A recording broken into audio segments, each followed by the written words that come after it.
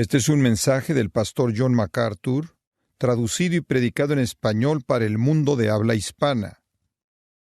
Apocalipsis capítulo 6 es una escritura muy importante y una que nos hablará de manera profunda, inclusive asombrosa conforme la estudiamos. En esta noche tomamos otro viaje de regreso al futuro conforme vamos al libro antiguo de Apocalipsis, y al hacerlo vemos hacia adelante al desarrollo de la ira de Dios que está por venir en el futuro. Al llegar al capítulo 6, como usted sabe, si usted ha estado con nosotros, la música de la alabanza que ocupó los capítulos 4 y 5 ha terminado, y el movimiento del juicio que comenzó en el trono ya desde el capítulo 4, versículo 5, en donde ve algunos relámpagos y sonidos y truenos. Bueno, eso veía hacia adelante al juicio que comienza en el capítulo 6. Y aquí tiene usted al Cordero de Dios, al Cordero que es digno, el León de la tribu de Judá, ningún otro que nuestro Señor Jesucristo, comenzando a romper los sellos en el pequeño rollo que registra la ira de Dios conforme Cristo vuelve a apoderarse del universo que es suyo y se lo quita al usurpador, esto es, a Satanás y a todos sus demonios. Ahora, las visiones de este texto en el capítulo 6 nos llevan al principio de la ira final de Dios. Como ya les hemos explicado, es nuestra convicción que la iglesia es arrebatada antes de que esto suceda, y vemos, de hecho, que la iglesia está en el cielo, representada por los 24 ancianos que están alabando a Dios y glorificando a Dios y glorificando al Cordero, conforme al Cordero entra a la escena de la historia para derramar estos juicios. Y entonces la iglesia es arrebatada para estar con el Señor y está ahí en la gloria con el Señor conforme este periodo de tiempo, este periodo de 7 años conocido como la tribulación comienza, y conforme los 7 sellos, las 7 trompetas y las 7 copas, todas son derramadas, todas emblemas del juicio final. El mundo del hombre enfrenta una muerte inevitable. El pecado está ahogando al mundo de tal manera que termina con el juicio de Dios. Toda dimensión de nuestra cultura, toda dimensión de nuestra sociedad está escalando en esa pendiente, siendo devastado por la depravación más y más, entregándose a la lascivia, al orgullo, a la autosatisfacción, a la inmoralidad y el rechazo de Dios y Cristo y la verdad de las Escrituras. Y de esta manera el hombre está sentenciado. Su mundo entero está sentenciado a la ira divina. El hombre va a beber de la copa de la ira a su plenitud. Como un escritor lo dijo hace algunos años atrás, el polvo de la muerte está en nosotros. Hemos tenido nuestro pequeño momento en el sol y lo hemos echado a perder. La condenación puede estar muy cercana y podemos estar muy cercano a lo último del hombre moribundo. Jeremías el profeta, usted recordará, vio el periodo venidero del juicio de Dios en referencia a Israel y lo que enfrentarían cuando él escribió: porque ese día es grande, no hay otro como él, y es el tiempo de dolor, de problemas para Jacob. Jeremías 30, versículo 7. Y los judíos van a enfrentar la inevitabilidad de la ira de Dios, aquellos que han rechazado a su Mesías. Isaías, por otro lado, también vio la ira final, y la vio no tanto desde la perspectiva de los judíos, sino que en el capítulo 34 de Isaías la vio en referencia a los gentiles. En el versículo 1, acercaos, oh naciones, oíd y escuchad, oh pueblos, que la tierra y todo lo que contiene oiga, y el mundo y todo lo que nace de él. Y él está incluyendo a toda la humanidad, porque la indignación del Señor está contra todas las naciones y su ira contra todos sus ejércitos. Él las ha destruido de manera total, Él las ha entregado a la matanza, de tal manera que sus matados serán arrojados, sus cuerpos dan su olor. Los montes estarán llenos de su sangre y todo el ejército del cielo se va a desgastar y el cielo se enrollará como un pergamino. Todas sus huestes también se gastan como la hoja se gasta y envejece de la vid, o como uno muere de la higuera, porque mi espada está saciada en el cielo. He aquí descenderá para juicio sobre Edom y sobre el pueblo que he entregado a la destrucción. La espada del Señor está llena de sangre, está saciada de grosura, de la sangre de corderos y de cabras, de la sangre de los riñones de carneros, porque el Señor tiene un sacrificio en Borra y gran matanza en la tierra de Edom. Pasando de lo que sucederá en Edom al mundo más amplio del juicio final, el profeta Isaías ve la condenación definitiva y la destrucción de la humanidad. Y entonces oímos por parte de los profetas de la antigüedad, y no solo en esos pasajes, meramente son emblemáticos, que vendrá un día final de juicio, porque para los judíos será el tiempo de aflicción, de tribulación de Jacob, y para los gentiles será la matanza del mundo. Y entonces, cuando vemos a nuestro mundo, tenemos que reconocer que se dirige a la condenación, al juicio. De hecho, nos sentimos como si pudiéramos oír a veces a un mundo que se está ahogando, los últimos suspiros de agonía, por así decirlo. Y en este capítulo, en el cual nos concentramos en esta noche, Apocalipsis capítulo 6, literalmente somos transportados al futuro. La experiencia de abrir el rollo de 7 sellos no solo fue visible para Juan en su visión, sino que ahora nos es hecho visibles porque Dios quería que Él lo escribiera. Ahora recuerde que hay un pequeño rollo en el escenario aquí. Se menciona ahí en el capítulo 5, estando en la mano de Dios, y claro, después es tomado de la mano de Dios por el Señor Jesucristo mismo. Y aquí en el capítulo 6, versículo 1, Él comienza a abrir uno de sus sellos. Estaba enrollado un poco y sellado en las orillas, enrollado un poco y sellado, y todos estos eran para mantenerlo escondido de que jamás fuera dado a conocer o leído, revelado, hasta que el tiempo apropiado llegara, el cual aquí es revelado a nosotros, y en últimas será de hecho desenrollado. Y conforme se desenrolla, los acontecimientos de la ira de Dios también son desarrollados. Ahora, hay 7 sellos en este rollo, y vamos a ver esos 7 sellos, y ellos incluyen ese periodo entero hasta la venida final de Cristo. Ahora, en contraste a lo que algunas personas han pensado al ver la profecía, los primeros 3 jinetes traen un periodo de paz y prosperidad, lo vimos en la última ocasión, pero los últimos 3 son fuerzas mortales. El primero, recordará, era paz. Lo que está por seguir no es nada de eso. Ahora, simplemente para recordarle, también estos 4 jinetes son lo que Jesús llama en Mateo 24 el principio de dolores. Y en la expectativa de un nacimiento hay dolores de parto. Esos dolores de parto vienen, en cierta manera, no tan frecuentemente, y después se vuelven más frecuentes y más frecuentes y más frecuentes hasta que el nacimiento final se lleva a cabo. Y lo mismo es el caso de los acontecimientos que van a ocurrir durante este periodo de tiempo. Viene un acontecimiento final, la venida de Cristo para establecer su reino. Ese es el nacimiento que se tiene aquí en mente. Los dolores de parto son esos acontecimientos que son preliminares a eso y comienzan a ser más y más rápido, hasta que llegan al acontecimiento final. Es una analogía muy vívida. Habrá dolor y después más dolor y después más dolor y más dolor, más rápido, hasta el dolor final y definitivo de la venida de Cristo y la destrucción de todos los impíos sobre la faz de la tierra. El comienzo de los dolores de parto, usado en Mateo 24:8, esa frase, describe entonces la primera mitad del periodo final y realmente es paralelo a los primeros 4 jinetes que Juan ve en su visión. El 5º sello es severo, es una persecución severa y se extiende por todo el mundo, y esa persecución se retrata aquí en el 5º sello, como usted lo ve en el versículo 9. Cuando abrió el 5º sello, vi bajo el altar las almas de los que habían sido muertos por causa de la palabra de Dios y por el testimonio que tenían.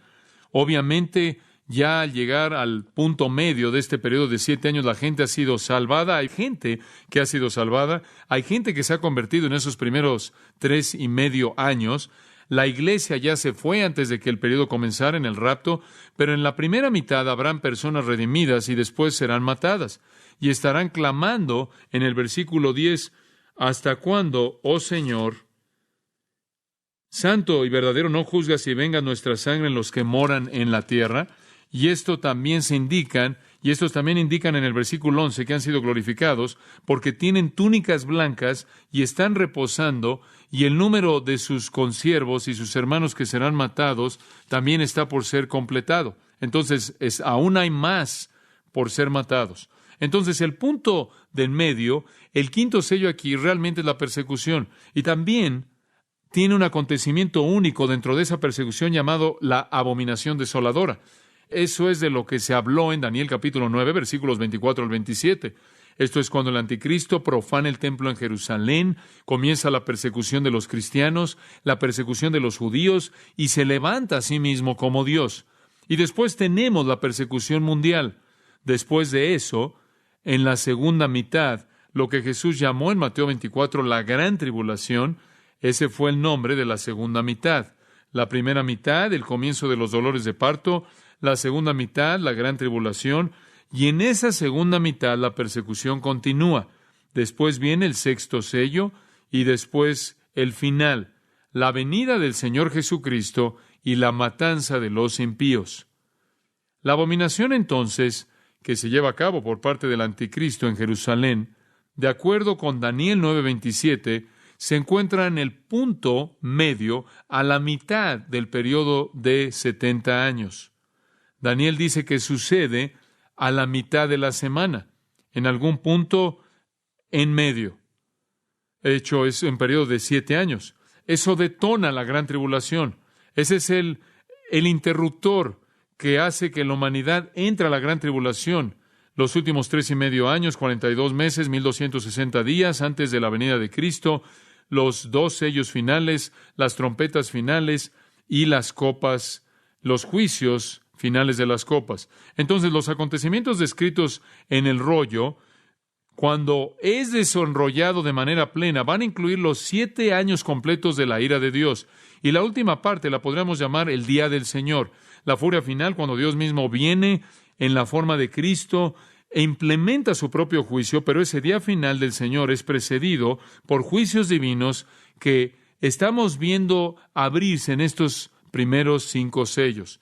Ahora, conforme cada sello es abierto, la secuencia del juicio se desarrolla de manera vívida. Recordemos el primer sello, versículos 1 y 2. Vi cuando el Cordero abrió uno de los sellos y oí a uno de los 4 seres vivientes. Usted recordará que los 4 querubines que rodeaban el trono de Dios, los explicamos antes, estas 4 criaturas vivientes, cada una tiene un papel, una función que jugar. El primero, dice aquí, él dijo como con voz de trueno, lo cual, claro, encaja la idea de juicio. Él dice, ven, y él está hablando a un jinete. En el versículo 2, un caballo blanco viene y hay un hombre sentado sobre él, y tiene un arco y una corona les dada, y viene a conquistar, conquistando y para conquistar. Esto, como lo señalamos a detalle, simboliza la paz mundial breve e engañosa. El jinete y el caballo no es un individuo en particular, sino una fuerza de paz. Y va a caracterizar a muchos liberadores falsos, muchos mesías falsos, guiados por el Mesías falso definitivo, el anticristo, el falso Cristo definitivo, la herramienta humana suprema de Satanás. Ahora ellos van a ser guiados por falsos cristos y falsos mesías, y Jesús dijo en Mateo 24, muchos de ellos vendrán. Y vendrán a lo largo del periodo entero, pero inicialmente vienen y ofrecen paz mundial. El anticristo ciertamente es un jugador clave. La prosperidad se establece por el mundo entero y el caballo blanco retrata eso. El hecho de que él es blanco indica la majestad conquistando. Inclusive indica pureza y justicia, una pureza falsa y una justicia falsa. Notará que tiene un arco, pero no tiene flecha, lo cual significa que tiene cierta cantidad de autoridad, pero conquista sin llegar a disparar ni una flecha. Es una conquista sin derramamiento de sangre. Una corona le es dada, no la tomó, se le dio, lo cual significa que el mundo corona la paz como rey. Por todo el mundo la paz se vuelve lo más importante.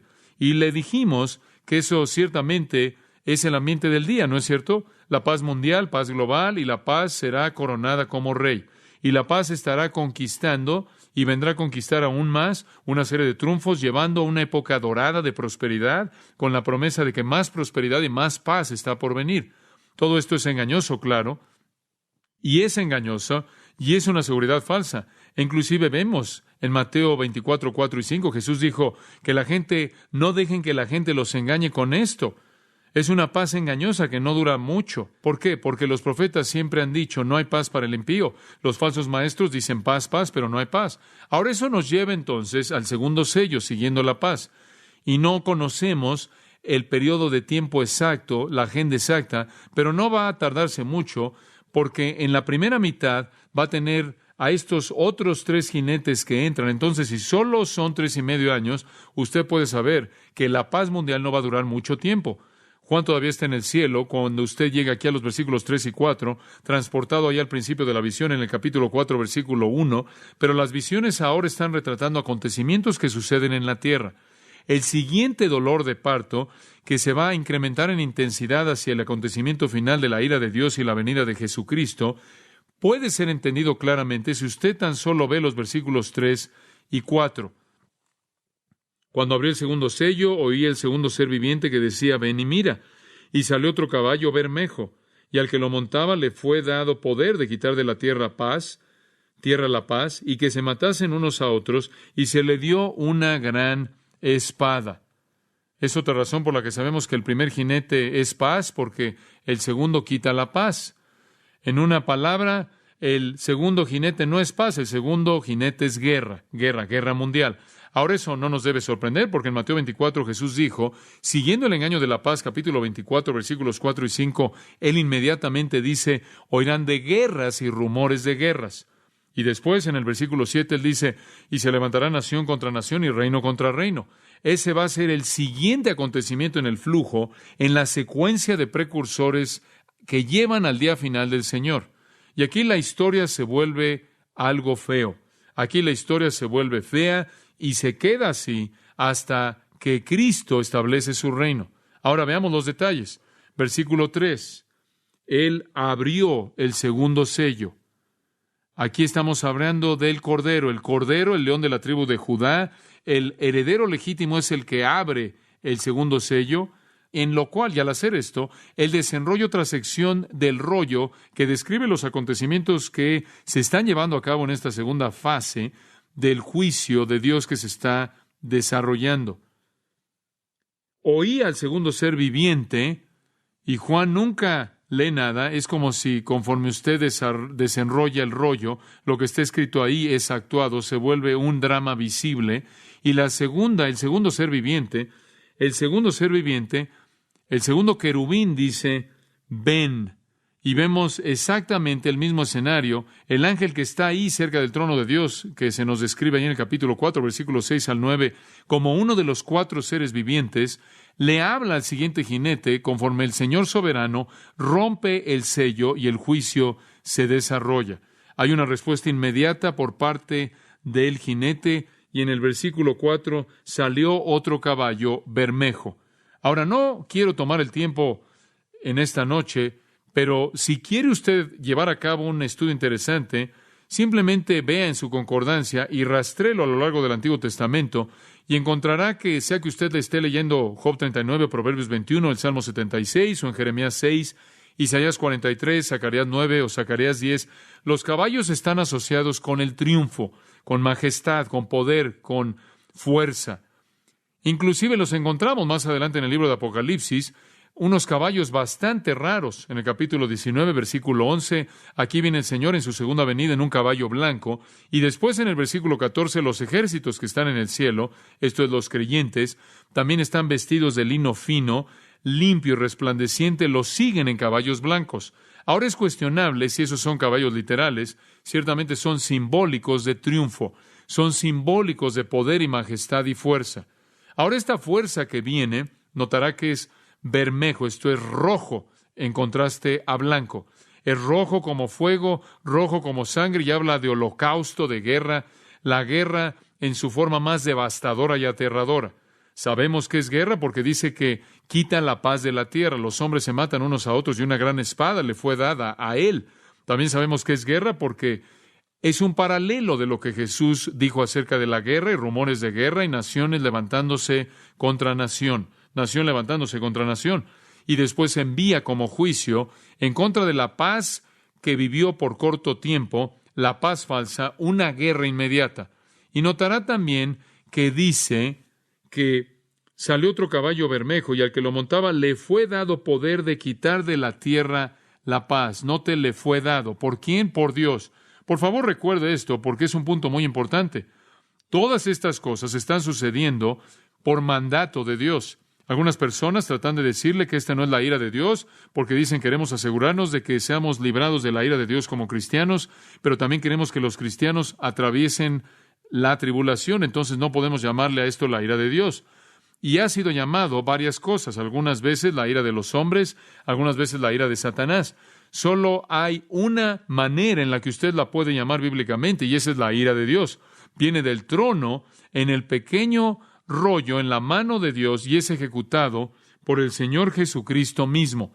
Es Dios desenrollando, descargando ira. Es Dios que ha concedido a este caballo rojo la autoridad y el poder de moverse y traer guerra. Fue Dios quien permitió la paz falsa y es Dios quien comienza las guerras.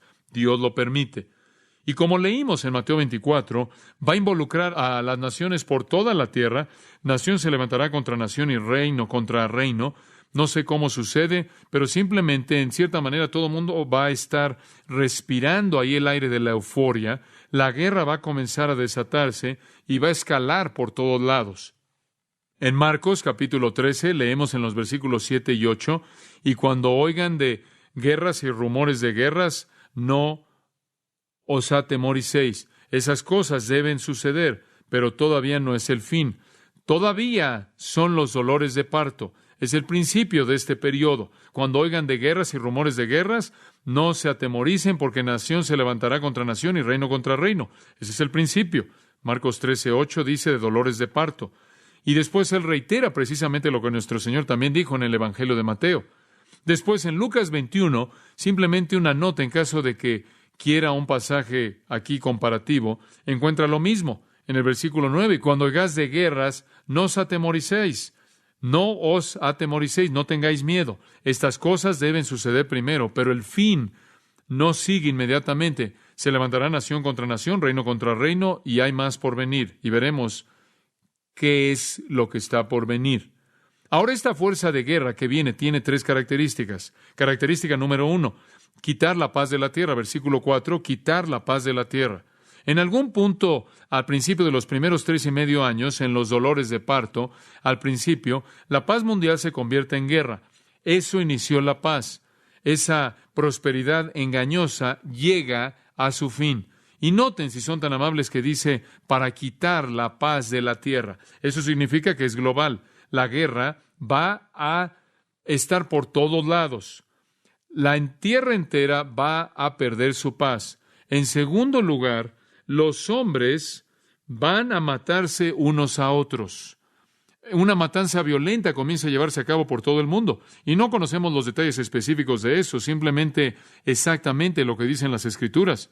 Va a haber una matanza por todos lados. Por cierto, esta guerra se lleva a cabo prácticamente en el resto de la tribulación. Ciertamente va más allá del punto medio hasta la segunda mitad. La matanza va más allá de esto también. Comienza al principio y se lleva a cabo por mucho tiempo. Y una tercera característica, se le dio una gran espada, una macaira megala. Esta macaira es la palabra que se usa de la espada del soldado, la que se usaba en la batalla. También es usada para el arma de los asesinos. Retrata la guerra y el asesinato y la rebelión y la revuelta y la masacre, una fuerza mortal que involucra matanza y muerte. Esa es la intención de la Magala Macaira, la gran espada. Y esa es la espada que era usada por los soldados y también por los asesinos. No tanto la espada larga y ancha, sino la que era mortal, la que llevaban la Macaira, la que era más corta, como la daga de los asesinos en la mayoría de los casos, aunque también se puede referir, la palabra también se puede referir a otro tipo de espadas.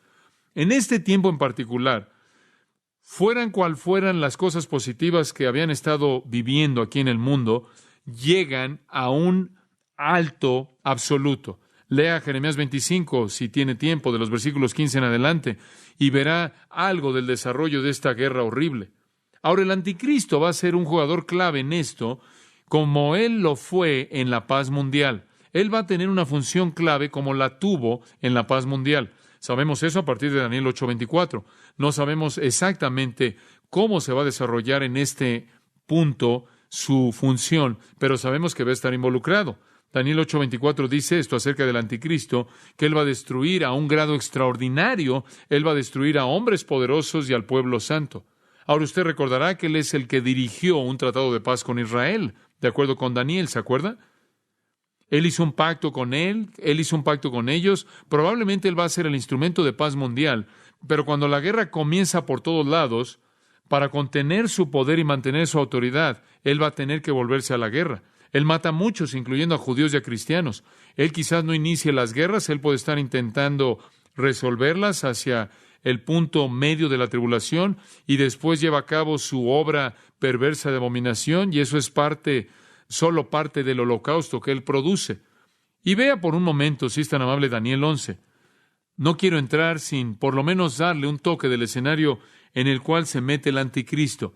En Daniel capítulo 11, versículo 36, dice que este anticristo, llamado el rey, que hará lo que él quiere, el rey voluntarioso, el anticristo va a exaltarse y a elevarse por encima de cualquier Dios, de todo Dios.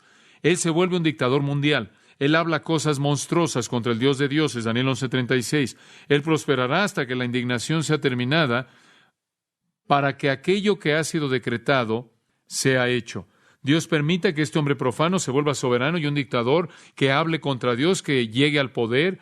Él no va a mostrar respeto alguno hacia los dioses de sus padres. Él es alguien profano. Él no muestra consideración hacia el deseo de las mujeres. Ahora eso podrá ser una referencia al deseo de las mujeres, siendo una frase que los judíos solían usar para hablar del Mesías. Esa es una posibilidad. Que no tiene respeto, no le da importancia al verdadero Mesías, al verdadero Cristo. Quizás una mejor posibilidad cuando dice que él no tiene el deseo de las mujeres, indica que es un homosexual. No algo difícil de concebir en nuestro mundo. Él no mostrará consideración alguna para ningún otro Dios y se va a magnificar, se va a elevar a sí mismo sobre todos los hombres. Él va a honrar al Dios de las fortalezas. Este es el Dios de la fuerza, un Dios a quienes sus padres no conocieron. Él honrará con oro, plata, piedras preciosas y tesoros. Él va a ser extremadamente rico para poder financiar sus guerras. Él va a tomar acción contra la más fuerte de las fortalezas con la ayuda de un Dios extraño. Él le va a dar gran honra a aquellos que lo reconocen y va a causar que gobiernen sobre los muchos, y él va a darles tierra por un precio. Él tiene a sus enemigos y sus aliados, y él comienza a pelear aquí y ahí y a ganarse aliados para las guerras, y puede verlo involucrado en un esfuerzo de guerra masivo.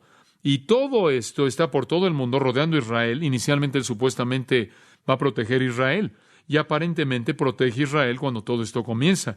Hacen un pacto con él y los protege mientras que esta guerra mundial se está desarrollando y escalando, y él está tratando de posicionarse como el dictador mundial y la gran potencia.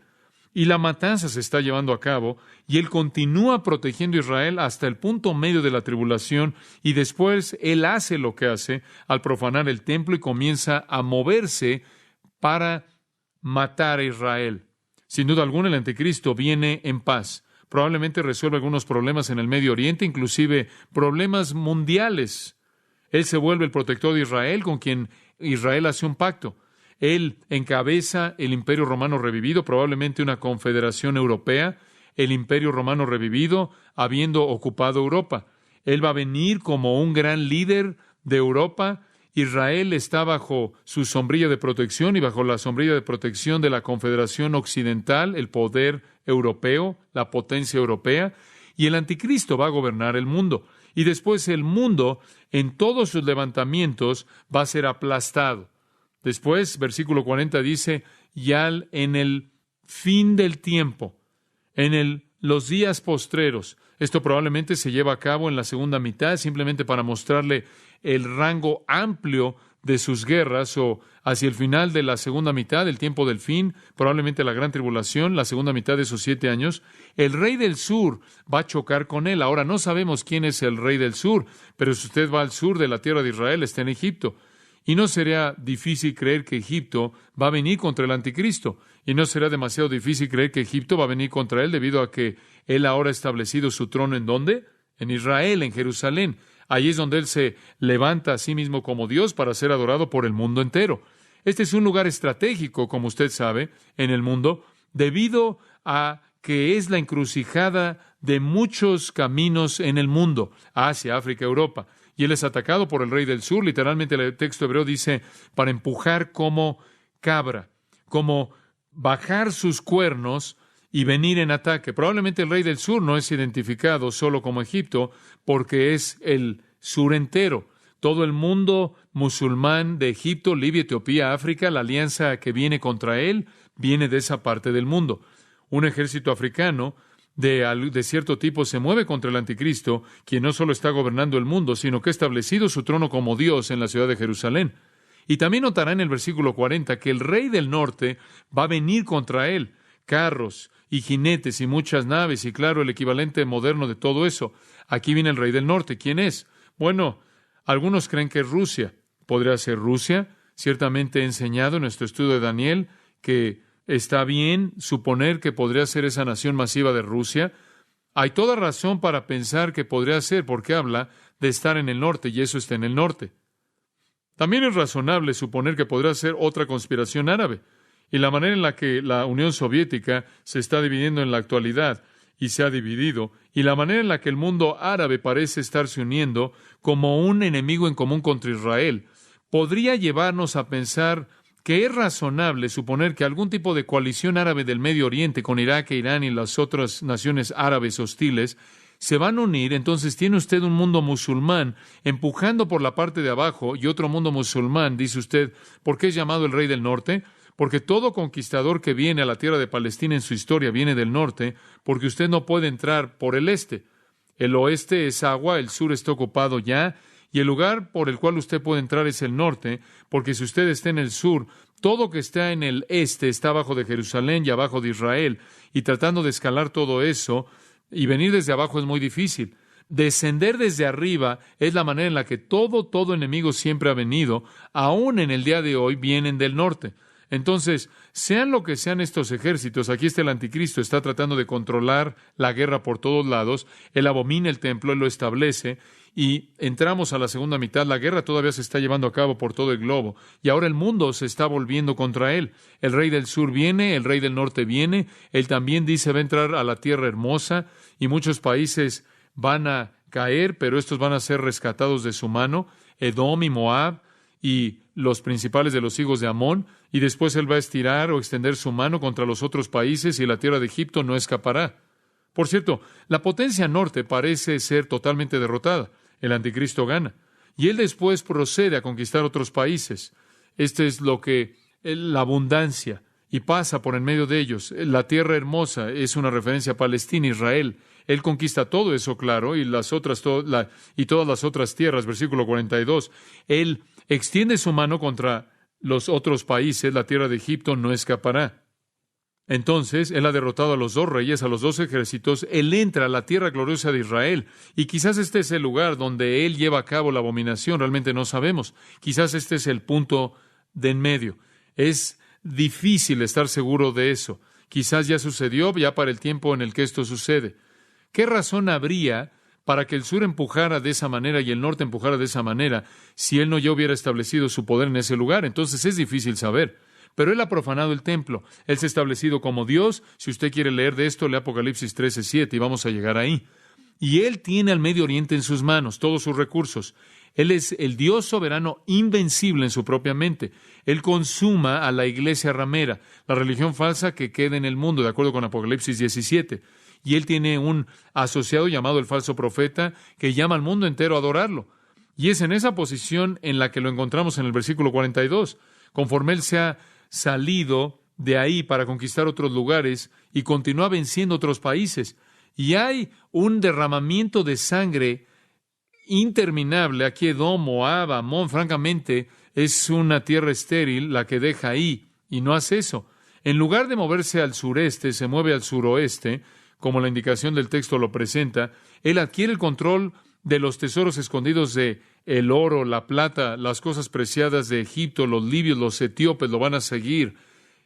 Y después en el versículo 44, rumores del este y del norte lo van a turbar y Él va a seguir con gran ira para destruir a muchos. Los rumores del este podría ser el ejército de 200 millones, recordará en el libro de Apocalipsis, ese ejército de 200 millones que viene del este, del norte, contra otra conspiración, y Él se mueve con gran ira para destruir y aniquilar a muchos.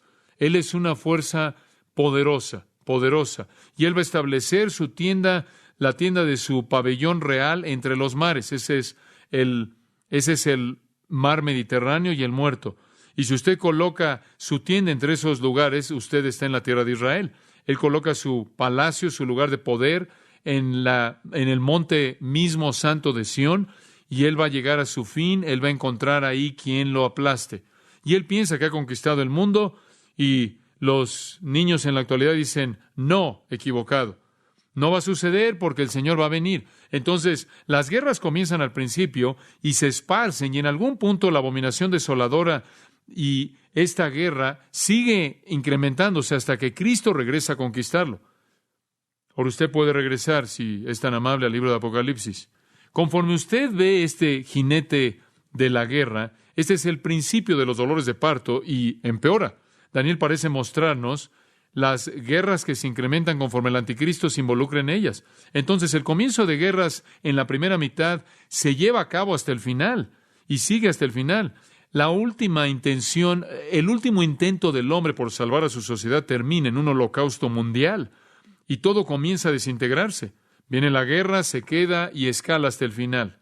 Ahora observe el tercer sello, versículo 5. Aquí encontramos la misma introducción. Cuando abrió el tercer sello, oí al tercer ser viviente que decía, ven y mira. Y miré.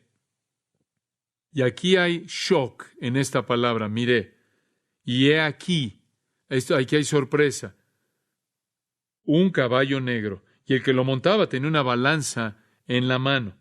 Y oí una voz de en medio de los 4 seres vivientes que decía, 2 libras de trigo por 1 denario, y 6 libras de cebada por 1 denario, pero no dañes el aceite ni el vino.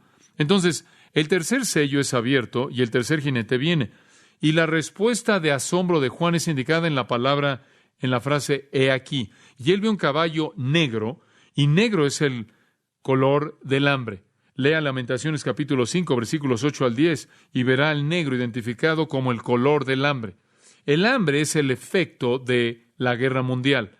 Jesús dijo esto también. Jesús dijo, después de que se levante nación contra nación y reino contra reino, habrá hambre. Mateo 24, 7. Esto también es el juicio de Dios. Él lo ha hecho antes. Ageo 1, Ezequiel 4. Dios ha traído hambre antes y la volverá a traer. Cuando se lleva a cabo este tipo de guerra por todo el globo, la gente va a dejar de producir. La matanza es tan grande, como lo veremos en un momento, que las provisiones de alimentos son destruidas. Y usted puede imaginar que una guerra a este nivel, con el tipo de armamento que tenemos en la actualidad, va a ser devastador. Y como resultado de esto, se va a racionar el alimento debido a la escasez de alimento. Esa es la razón por la que dice en el versículo 5 que el jinete en el caballo negro también tiene un arma. No es una gran espada como la del otro jinete, sino que tiene aquí una balanza en la mano. Y eso es usado para medir. Y lo que significa eso es que el alimento va a ser racionado, va a ser medido. Se va a pesar el alimento, van a haber filas para tener alimento. Y podemos entender eso, ¿no es cierto? Algunos de ustedes inclusive pueden recordar las filas en las que se tenían que formar para adquirir alimento en la Segunda Guerra Mundial. Algunos de ustedes han visto retratos de filas que hacía la gente para poder conseguir alimento en Europa Oriental. Gente muriendo de hambre por todo el mundo se está formando. Usted ha visto en países de tercer mundo en la actualidad donde se raciona la comida. Y después a la mitad, esto es asombroso, en el versículo 6, y oí una voz de en medio de los 4 seres vivientes. Usted dígame, ¿quién está en el centro de los 4 seres vivientes? ¿Quién está en el centro? ¿Alrededor del trono de quién están? Este es el trono de Dios. El trono de Dios. Entonces, no hay duda alguna en mi mente de que Dios está aquí hablando, porque estas criaturas, estos 4 ángeles vivientes, estos 4 querubines, están rodeando el trono de Dios. Y en medio del trono, la voz de Dios. Y Dios dice, 2 libras de trigo por 1 denario y 6 libras de cebada por 1 denario, pero no dañes el aceite ni el vino. Dios está hablando. De nuevo es un recordatorio de que este es un juicio de Dios. Él también habla, por cierto, en el 5º sello, ahí en el versículo 11. Dios habla. Y entonces, no debemos estar demasiado seguros de que Él no está hablando aquí. Él habla del hecho de que esto tiene que suceder por un rato hasta que toda persona que va a morir en el versículo 11. Aquí está Dios quien habla y Dios dice, aquí están las condiciones, 1/4 de trigo por 1 denario. Ahora, permítame decirle lo que eso significa.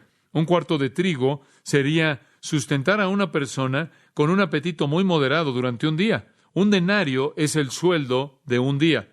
Entonces usted trabaja simplemente para comer lo mínimo para usted, lo cual no va a proveer nada para su familia. Son condiciones de hambre. Todo lo que usted trabaja solo va a ser para proveer suficiente alimento para una persona. Y después dice, 6 libras de cebada por 1 denario.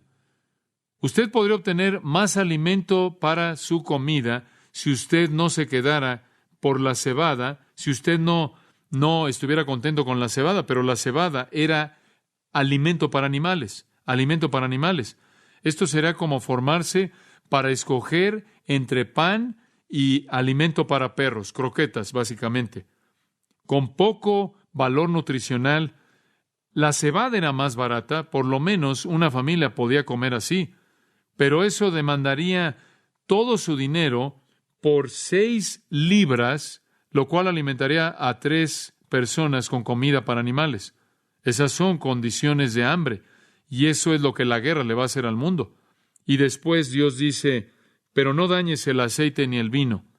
Han habido muchos tipos de interpretaciones diferentes de eso, y creo que usted, si lo lee de manera directa, tiene sentido, de manera simple, decir, Dios les advierte que tengan mucho cuidado con su vino y su aceite, porque es tan preciado. Si lo único que tiene es trigo crudo, sin ningún aceite para mezclarlo, sin ningún vino para acompañarlo, es muy, muy difícil. La comida básica, la canasta básica, de pronto se vuelve lujo. El aceite era usado para la preparación de pan, también para cocinar, como también el vino. Él dice, más vale que tengan cuidado con cómo lo tratan. No lo lastimen, no lo desperdicien, no lo dañen, es preciado. Va a ser medido y tratado con cuidado tremendo.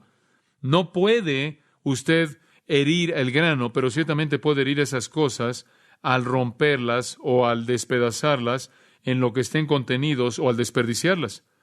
Esto es verdadera hambre, un hambre global que viene rápido. La paz mundial, la guerra mundial, el hambre mundial, y ni siquiera ha salido de los primeros 3.5 años de este periodo. Finalmente, el último jinete, el 4º sello, versículo 7, el mismo escenario exacto. Cuando abrió el 4º sello, oí la voz del 4º ser viviente, y ahora sabemos por qué son 4, cada uno tiene una función que jugar aquí, que decía, ven y mira, y Él está mandándole al siguiente caballo y al jinete. Miré, y he aquí, esto ha sido traducido de varias maneras, un caballo amarillo o pálido. Le puede interesar saber que la palabra griega es cloros, de la cual obtenemos clorofila o cloro, y normalmente se asocia con ¿qué color? Verde, una especie de verde amarillento pálido. De hecho, esa palabra cloros aparece varias veces en el Nuevo Testamento en conexión con la vegetación o el pasto o la hierba, como en Marcos 6:39 y Apocalipsis 8 y Apocalipsis 9. Entonces, él ve este caballo pálido verde. Y el que lo montaba tenía por nombre Muerte, y el Hades le seguía, y le fue dada potestad sobre la 4ª parte de la tierra, para matar con espada, con hambre, con mortandad y con las fieras de la tierra. Aquí está el jinete pálido, verdoso, descomposición, un cadáver. Y de manera apropiada, el que se sentaba tiene el nombre Hatanatos, muerte. Lo que sigue a la guerra es hambre. ¿Y qué sigue al hambre? ¿Qué? Muerte. ¿Y qué sigue a la muerte? El Hades. Esta es otra palabra simplemente para la tumba. La tumba viene, por así decirlo, viene el que escarba la tumba con su pala para recolectar los cuerpos que la muerte destruye. El Hades es el asociado correcto de la muerte. Usted los encuentra juntos en el capítulo 20, versículo 13.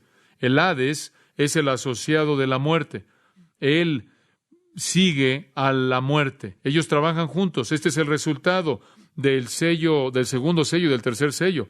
Pero más que eso, observe el versículo 8. Le fue dada potestad o le fue dada autoridad. De nuevo, ¿quién se la dio? ¿Quién le dio esa autoridad? Dios, porque este es el desarrollo de su rollo, de su título de propiedad, de su juicio. Le fue dada autoridad o potestad para matar sobre la cuarta parte de la tierra, para matar. Se estima que ya para el año 2000, en unos cuantos años, tendremos alrededor de 6 billones de personas en la tierra. Lo que esto nos dice es que en un punto 5 billones de ellos morirán. Es un número inconcebible de personas. Literalmente podría aplastar a 2 continentes. El armamento nuclear y las armas sofisticadas hacen de esto posible ahora, en un corto periodo de tiempo, mientras que habría sido imposible en una época de espadas y de arcos. Pero 4 cosas van a matar. La espada, y ya hablamos de eso en relación con la guerra. El hambre, ya hablamos de eso en relación con el tercer sello. Pero aquí hay otros 2, y tenemos aquí mortandad y con las fieras de la tierra. Esto es fascinante. Mortandad y las fieras de la tierra. Por cierto, estos 4 están unidos varias veces en las Escrituras y probablemente por lo menos necesito mencionarles esto. Estos 4 han sido predecidos por Dios para que sean sus medios de juicio final en varios pasajes del Antiguo Testamento. Jeremías 14:2, él dice, voy a traer un fin a ellos mediante la espada, hambre y pestilencia o mortandad. Y él ahí tiene 3 de los 4. En Jeremías 24:10, voy a enviar la espada, el hambre y la mortandad o pestilencia sobre ellos. Y de nuevo, en el capítulo 44 de Jeremías, estas cosas van de la mano. Capítulo 44, versículo 13, voy a castigar a los que viven en la tierra de Egipto, así como castigué a Jerusalén con la espada, con hambre y con mortandad o pestilencia. Ahora, lo que usted tiene es la espada, lo cual lleva al hambre, lo cual lleva a la mortandad. En donde cae la espada y existe hambre, usted tiene a la mortandad que lo sigue. En Ezequiel, por ejemplo, solo 2 pasajes. Capítulo 6, versículo 11. Así dice Jehová Dios. Yo, debido a las abominaciones malas de la casa de Israel, caerán por espada, por hambre y por plaga. Allá hay otra palabra para pestilencia o mortandad. Espada, hambre y plaga. Después, en Ezequiel capítulo 14, probablemente el más significativo, comenzando en el versículo 13, Ezequiel 14, escuche esto, hijo de hombre, si un país peca contra mí al cometer infidelidad y extiendo mi mano contra él y destruyo su provisión de pan y le envío hambre y lo quito tanto del hombre como la bestia, aunque estos 3 hombres, Noé, Daniel y Job, estuvieran en medio de ella, por su propia justicia, solo se librarán a sí mismos, dice Jehová Dios. Y si yo fuera a causar que bestias salvajes pasaran por la tierra y la despoblaran y se volviera desolada de tal manera que nadie pasaría por ella debido a las bestias, aunque estos 3 hombres estuvieran en medio de ella, mientras yo vivo, declara el Señor Dios, no podrían librar ni a sus hijos ni a sus hijas. En otras palabras, la presencia de hombres justos, en últimas, no va a detener el juicio. Y si yo fuera a traer espada en ese país, y dijera la espada pasa por el país, y corta a hombre y a bestia de él, aunque estos 3 hombres estuvieran en medio de ella, Noé, Daniel y Job, mientras yo vivo, no podrían librar a los hijos de ellos ni a sus hijas. O si yo envío plaga, y allí están los 4, contra ese país y derramo mi ira en sangre para quitar de ella a hombre y a bestia, aunque estuvieran Noé, Daniel y Job en medio de ella, mientras yo vivo, no podrían librarla. Porque así dice el Señor Dios, cuanto más cuando yo envíe mis 4 juicios severos, espada, hambre, bestias salvajes y plaga, para quitar al hombre y a la bestia de ella. En otras palabras, si no puede soportar cuando una de ellas viene, ¿qué van a hacer cuando los 4 lleguen al mismo tiempo? Les va a pegar, los va a aplastar. ¿Qué es mortandad? ¿Qué es pestilencia? De hecho, es la misma palabra griega que se usa para la palabra muerte, thanatos, pero aquí se refiere a la causa de la muerte. Jesús dice que habrá temblores. Siguiendo el hambre, puede haber una palabra que eso incluye el desastre natural. Y creo que eso es correcto. Si usted tiene guerra al nivel que va a estar sucediendo en este tiempo en particular, con el tipo de armas que tenemos en la actualidad, va a haber un cataclismo de temblores creado por las bombas y los misiles y toda esa destrucción devastadora. También podría referirse al tipo de temblores que son el resultado de eso. Podría referirse a desastres naturales que Dios va a liberar, así como inundaciones y terremotos. Podría referirse a armas biológicas, armas químicas, las cuales tenemos en abundancia, que podrían matar a millones de personas. Un cuarto de gas nervioso puede matar a 1 millón de personas. Podría referirse a enfermedades. Escuche, cuando usted tiene una guerra mundial y la devastación que va a llevarse a cabo con esa guerra mundial, seguida de el hambre que va a llevarse a cabo, usted sabe muy bien, igual que yo, que va a haber un problema con la salud, la salubridad, todas esas cosas. Y no sé si usted recuerda esto, pero 20 millones de personas murieron en una epidemia de enfermedad en la Primera Guerra Mundial, porque conforme las naciones estaban en guerra, trajeron diferentes tipos de virus con ellas. 6 millones más murieron de tifoidea en la Primera Guerra Mundial. Muerte masiva, aún a través de una enfermedad como el SIDA es posible. Y hay más bacterias mortales que están por todos lados. La tifoidea, por ejemplo, mató a 200 millones de personas en 4 siglos. Subestimamos el poder de la enfermedad para matar a poblaciones enteras. Y después en Apocalipsis 6 él añade no solo la mortandad, que podría significar todas esas cosas, pero añade bestias salvajes. Dice usted, ¿qué es eso? ¿No tenemos fieras o bestias salvajes en Norteamérica? ¿De qué está hablando? No tenemos bestias salvajes o nada. Usted tiene que ir a África para encontrar a leones, o a China en algún lugar para encontrar a tigres siberianos o lo que sea. ¿Qué son esto de fieras? Permítame hacer una pregunta. ¿Usted sabe cuál es la criatura más mortal sobre la faz de la tierra? ¿La criatura más mortal, más terrible en la faz de la tierra?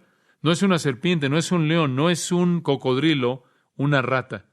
Históricamente, la criatura más mortal, más mortífera sobre la faz de la tierra. ¿Por qué? Las ratas anualmente son responsables por la pérdida de billones de dólares de alimento en Estados Unidos, de Norteamérica, nada más, y muerte por todo el mundo. Las ratas infestadas con la plaga bubónica mataron 1/3 de la población de Europa en el siglo XIV. Esa es la propia estadística de la Enciclopedia Americana. Las ratas pueden ser portadoras de hasta 35 enfermedades al mismo tiempo, y lo que es sorpresivo, si 95% de la población de ratas es exterminada en un área dada, se va a reemplazar a sí mismo en menos de un año. Ha matado a más personas que todas las guerras en la historia, y siempre hace su hogar en donde viven los hombres. Con la guerra y el hambre y los terremotos, ahí va de la mano la salubridad. No hay medicina, las condiciones de vida descienden a un nivel primitivo, y las ratas pueden ser las fieras que están ahí matando. Un juicio divino terrible. Y este es solo el principio, más por venir. Y tristemente, no es sino hasta el 6º sello que la gente reconoce que Dios es la fuente de esto. Y usted hace una pregunta, ¿verdad? ¿Hay alguna esperanza para nuestro mundo? Y la respuesta es no, no hay esperanza, esto va a venir, esto es inevitable. Usted hace otra pregunta, ¿hay alguna esperanza para mí? La respuesta es sí, hay esperanza para usted en Jesucristo. Usted oyó los testimonios en esta noche, ¿no es cierto? Estas personas no solo han sido libradas del alcoholismo, no solo han sido libradas de la falsa doctrina, no solo han sido libradas de sus propios pecados y sus propias iniquidades, sino que han sido libradas de todo esto. Es sorprendente que el escritor de Hebreos dijo, ¿cómo escaparemos si descuidamos una salvación tan grande? Y la respuesta es no escaparemos. Pero Jesús ha provisto una manera, un camino para escapar. Padre, gracias por el regalo de Cristo y su provisión. Cosas aterradoras, cosas terribles le esperan al mundo. Y tú las has presentado aquí, pero no lo reconocen. Aquí es a donde van y no sabemos cuánto tiempo va a pasar antes de que comience. Pero, Señor, te damos gracias porque nos has librado de tu ira, terrible, del día del Señor, del día del juicio terrible. Nos has librado a través de Cristo. Te damos gracias por la salvación que Él provee, que nos salva de la ira venidera, incluyendo ese infierno eterno, ese juicio eterno. Que nadie aquí sea tan necio como para descuidar una salvación tan grande, porque solo en Cristo podemos escapar. Te damos gracias porque algún día Jesús va a venir y va a congregar a los suyos a sí mismo y a su presencia antes de este terrible, terrible capítulo final de la historia humana antes de que se lleve a cabo. Te damos gracias porque en Cristo podemos vivir en esperanza y no en temor. Y queremos estar en esa escena en el cielo y estar cantando, digno es el Cordero que fue inmolado, de redimir, y ser parte de los benditos y no de los malditos. Y te damos gracias porque esto es provisto en Cristo a través de su muerte y su resurrección, porque Él se entregó a sí mismo por nuestros pecados. Mientras sus cabezas están inclinadas al cerrar, en tan solo un momento, quiero convertir esa oración a nivel personal en su corazón. ¿Conoce usted a Cristo? Si el Señor Jesús fuera a venir y llevarse a su iglesia, ¿sería usted o se quedaría para ser arrastrado en esta trampa de paz que finalmente lo va a llevar a un juicio insoportable y devastador? Si usted conoce a Cristo, usted es de Él. Usted dice, ¿cómo puedo hacer eso? Cree en su corazón que Él murió y resucitó por usted y confiéselo como su Señor. Pídale que lo salve de su pecado y de juicio. Dios en carne humana, ese es Cristo, vino al mundo para morir en su lugar, para llevar la maldición para que usted nunca pueda sentir la maldición de Dios. Necesita venir en arrepentimiento y fe. Padre, oramos porque todo corazón se vuelva hacia Cristo y te alabamos y te damos gracias porque has provisto un escape. No solo un escape, sino que has provisto un cielo glorioso en el cual moraremos contigo para siempre. Te damos gracias en el nombre del Salvador. Amén.